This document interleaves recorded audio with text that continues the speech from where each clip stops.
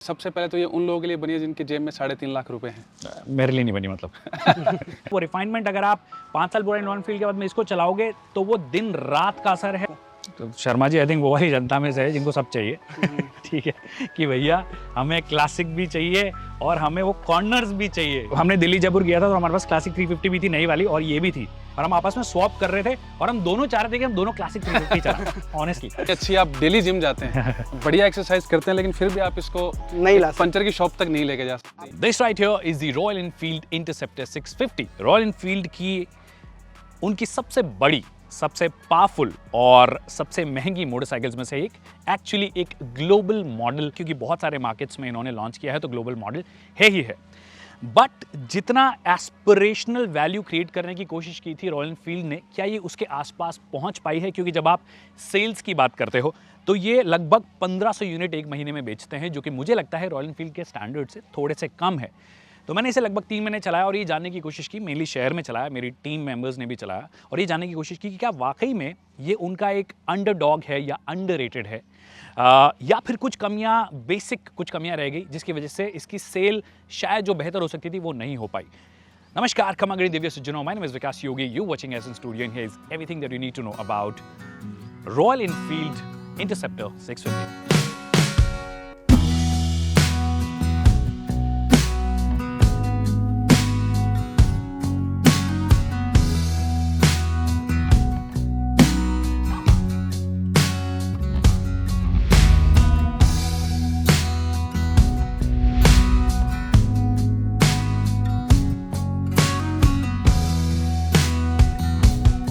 Alright, so the first things first, हम बात करेंगे पोजीशनिंग की। बट उससे पहले मेरे 2 कलीग्स आप देख रहे हैं, राज हैं और अमित हैं, जो कि बीच बीच में आप वीडियो में आप देखते रहते हैं और 2 व्हीलर के ये बंदे हैं।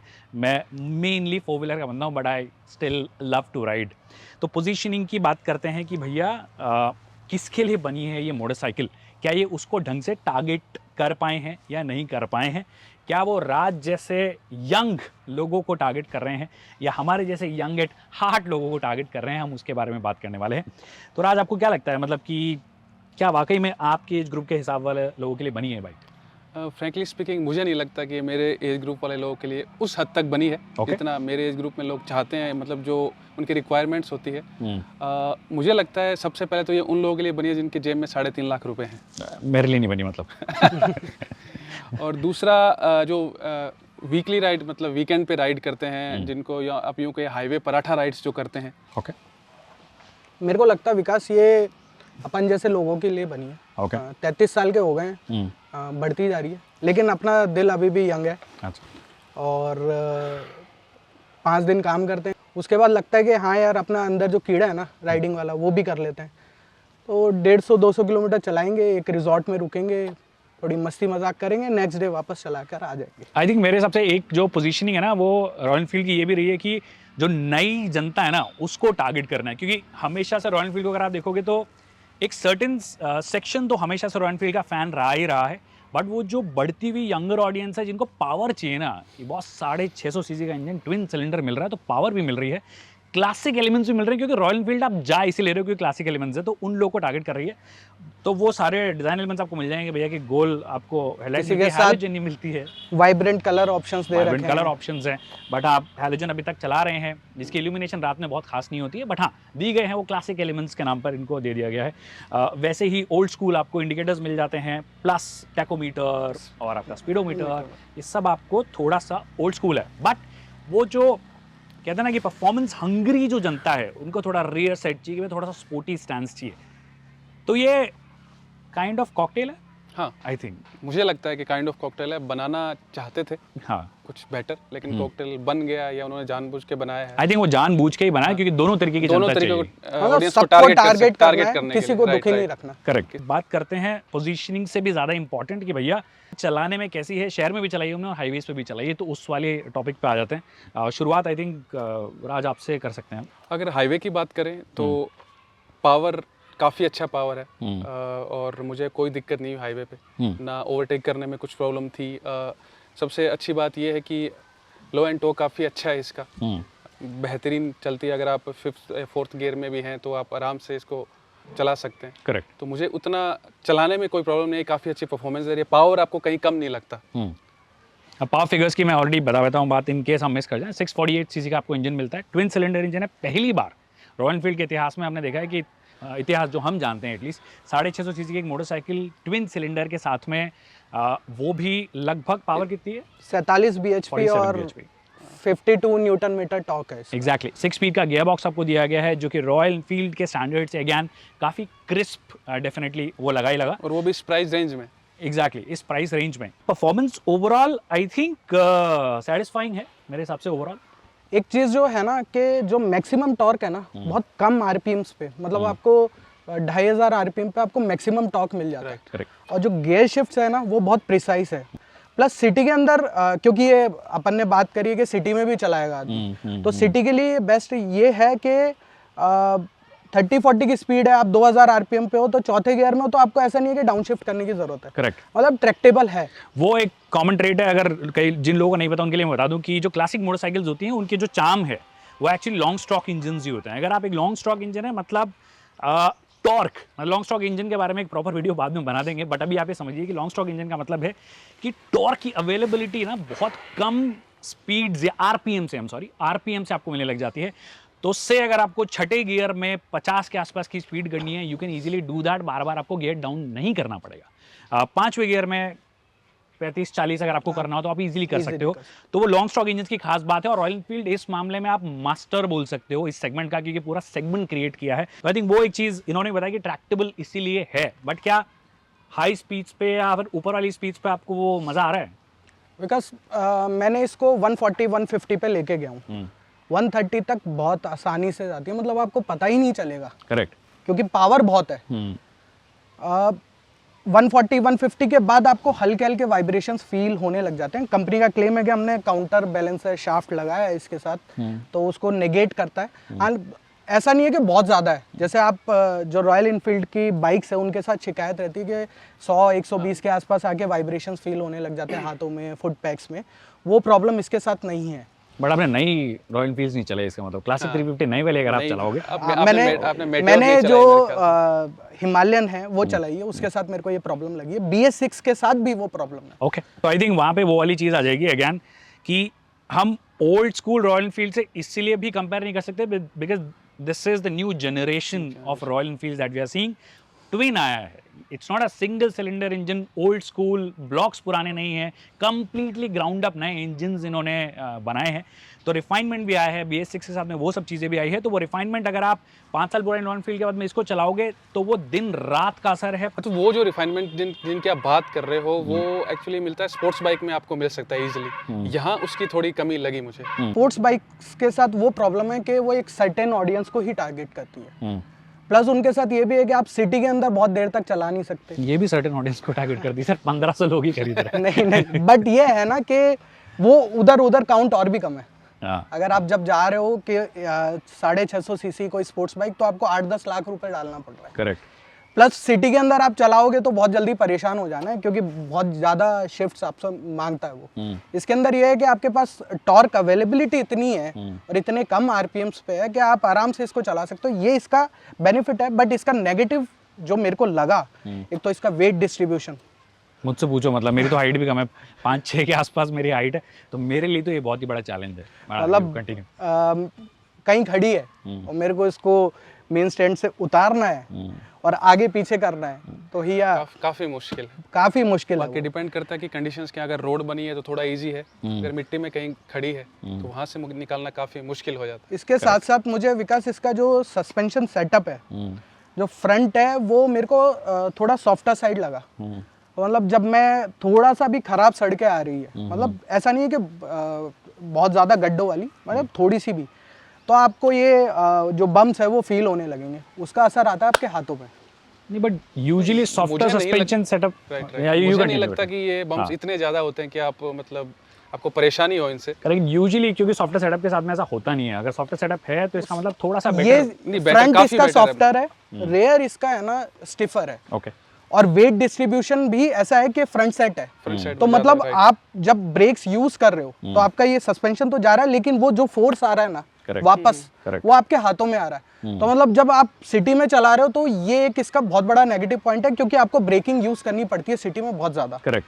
तो मेरा जो सजेशन है कि इसका जो एडजस्टेबल है 5 स्टेप, तो इसको 5वें पे रखो, सबसे नीचे मत रखो। मैंने जितना चलाया है मेरे को ये लगा कि ये बहुत सॉफ्टर साइड है।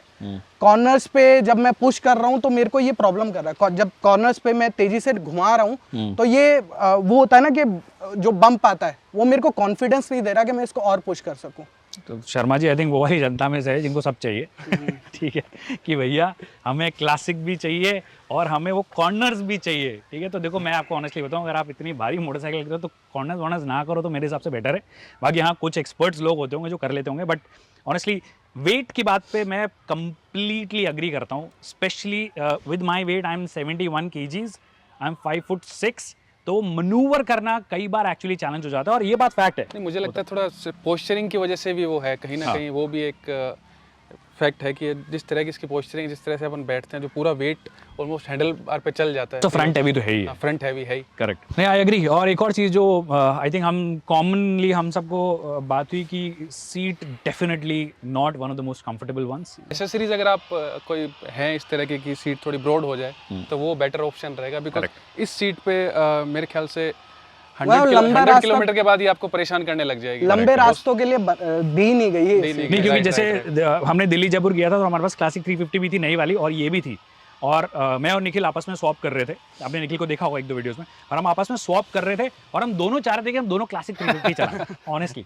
तो वो लंबे राइड्स में कभी कभी वो थोड़े से इश्यूज डेफिनेटली आ जाते हैं, बट क्या जनता जो बहुत लंबे टाइम के लिए चला रही है वो यूज टू हो पा रही है? अगर आप उनमें से है तो कमेंट सेक्शन में बता सकते हो, क्योंकि वो आपकी अंडरस्टैंडिंग आई थिंक थोड़ी सी बेटर होगी। ऑलराइट, तो कौन सी बातें बची हैं जो हमें एक्सपीरियंस हुई इसके बारे में बात कर लेते हैं। सबसे पहले हीटिंग इशू विकास है, मेरे को लगा हाईवे पे क्या है ना, आपको एयर इजीली इसको मिलती है, ऑयल के साथ भी ऑयल कूलिंग सिस्टम भी है इसके अंदर, तो इतना ज़्यादा परेशानी नहीं लगी।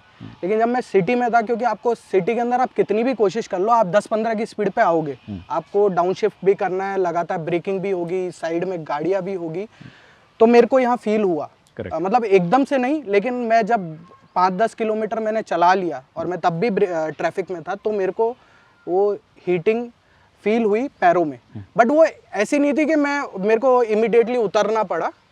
जैसे ही मैं हाईवे पे आया या थोड़ी खुली सड़कों पे आया तो वो चीजें not like old generation royal fields basically, कि आपको रोकना ही पड़ेगा। इतना बड़ा इंजन है तो उस हिसाब से वो हीट मैनेजमेंट ठीक है, मैनेजेबल है, आप मैनेज कर सकते हैं उसको, आराम से 100-150 किलोमीटर क्रूज कर सकती है तब। करेक्ट, मुझे पर्सनली उतना ज़्यादा फील हुई नहीं। और वैसे भी लिमिटेशंस है ना कि अगर आप एयर कूल्ड कूलिंग सिस्टम के साथ में जा रहे हो, ठीक है, ऑयल कूलर आपने दे दिया है, but it's not a proper liquid cooling. अगर लिक्विड कूलिंग दोगे तो फिर इसकी कॉस्टिंग बढ़ जाती है, तो वो ट्रेड ऑफ आपको कहीं ना कहीं करना पड़ता है कि भैया क्या कूलिंग मैकेनिज्म आप दे रहे हो। तो मेरे को भी ऐसा लगता है कि 650 सीसी की मोटरसाइकिल के हिसाब से ठीक ठाक हीट ये लोग मैनेज कर पाए हैं ओवरऑल।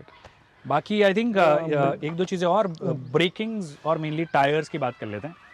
ब्रेकिंग में मेरे को विकास थैंकफुली रॉयल एनफील्ड ने काम किया है और मेरे काफी हद तक काफी अच्छा काम किया है। हाँ, मेरे को बहुत ज़्यादा परेशानी नहीं हुई। एक चीज़ और अच्छी है कि इसके अंदर स्लीपर क्लच भी दिया है, वो जो अपन मिस कर गए थे, स्लिप एंड असिस्ट। यस, हाँ, स्लिप एंड असिस्ट।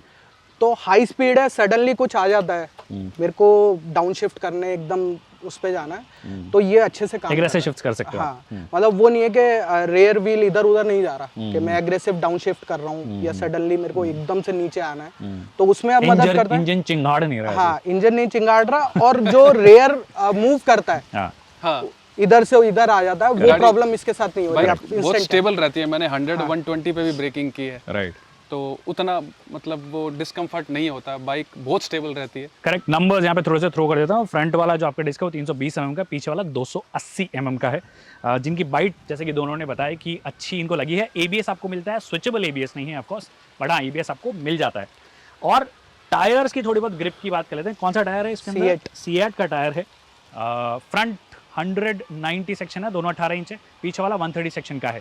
तो ग्रिप मेरे हिसाब से तो मुझे ऐसा लगा कि ठीक लगी मुझे, मतलब अगर आप 100-120 के हिसाब से देखोगे तो मुझे ठीक लगी ऑनेस्टली। ऑल्सो टायर एक ऐसी चीज़ है जो आप एनीवे अपग्रेड कर सकते हो। अगर आपको लग रहा है कि भैया ये वाले टायर्स काम नहीं कर रहे हैं तो दूसरे जा सकते हो, but for a stock motorcycle अगर आप मेरे जैसे सब्जी लेने जा रहे हो या फिर वीकेंड राइड कर रहे हो, तो आई थिंक उसके हिसाब से मुझे ठीक ठाक ग्रिप यहाँ पे लगी है। मुझे लगता है आपने काफी सब्जियां खरीदी हैं। विकास वही काम है सर हमारा। एक स्पोक व्हील्स है इसके अंदर, Oh yes. ट्यूबलेस वो टायर्स एक, नहीं है, क्योंकि इतनी हैवी बाइक है, मतलब 200 किलो 2 क्विंटल की बाइक है ये। हाँ। और उसमें अगर आप स्पोक्स दे रहे हो, चाहे आप 150 किलोमीटर की राइड जाओ चाहे 50 किलोमीटर की राइड जाओ, अगर ये पंचर हो जाती है तो आप आपके इसको पास कोई खड़ी option करो, नहीं है। बंद करो, राइट, ऑटो पकड़ो, आप घर आ कैब जाओ। करो, उबर करो, जो करना है घर आ जाओ, आप नहीं ला आपकी सकते बिल्ड इसको कितनी वापस। अच्छी, आप डेली जिम जाते हैं, बढ़िया एक्सरसाइज करते हैं, लेकिन फिर भी आप इसको नहीं ला सकते। पंचर की शॉप तक नहीं लेके जा सकते। फेमस डायलॉग है ना, इतने पैसे में इतना ही मिलेगा। टू बी ऑनेस्ट 3.5 लाख रुपए में अगर आपको ये मोटरसाइकिल मिल रही है, क्लासिक एलिमेंट्स के साथ में मिल रही है, तो आपको शायद से वो अगेन वो हमेशा एक चीज़ आती है कि कहाँ पे कॉस्ट कटिंग करनी है, कहाँ पे क्या चीज़ें डालनी है आपको, जिससे कि एक मोटरसाइकिल का सेंस भी बने और प्राइसिंग भी आई थिंक कर पाए। तो एनीवे आई थिंक हम ऑलमोस्ट एंड पे आ गए हैं और प्राइसिंग की भी बात कर ली और मोटी मोटी सारे जो टॉपिक्स हैं, it's not like a performance review, उसके लिए हम कभी और एक्सटेंसिवली लॉन्ग राइड कभी करेंगे तो उसके बारे में बात कर लेंगे। बट ओवरऑल इंप्रेशंस 3 लोगों के कई बार कॉन्ट्रडिक्टरी भी रहे हैं, विच इज़ फाइन, क्योंकि हम सब थोड़ा अलग तरीके से सोचना, अलग माइंडसेट होता है। बट आई गेस एक अच्छा प्रोडक्ट है, और मैंने शुरुआत जो की थी कि ये उनका अंडररेटेड प्रोडक्ट है। What do you think? मतलब अगर रॉयल एनफील्ड इसको अच्छे से मार्केट कर पाती, शायद मेरे को ऐसा लगता है कि उनकी मार्केटिंग जो एंड है उधर थोड़ी सी कमियां रह गई। अदरवाइज 3.5 लाख लोग खरीद रहे हैं 4 लाख रुपए देके और बाइक्स जो इससे कम पावर देती है और चीजें, 2 लाख रुपए देके वो 1,80,000 में R15 आती है ऑन रोड। तो मतलब 2.5 लाख रुपए में और ऑप्शंस है जो इससे आधा पावर देते हैं। तो 3.5 लाख रुपए में इससे अच्छा कोई प्रोडक्ट इंडिया में अभी नहीं है। तो रॉयल एनफील्ड इसका मार्केट और अच्छे से कर सकती है। मेरे हिसाब से 3,000-4,000 यूनिट्स इसकी महीने की बिकनी चाहिए।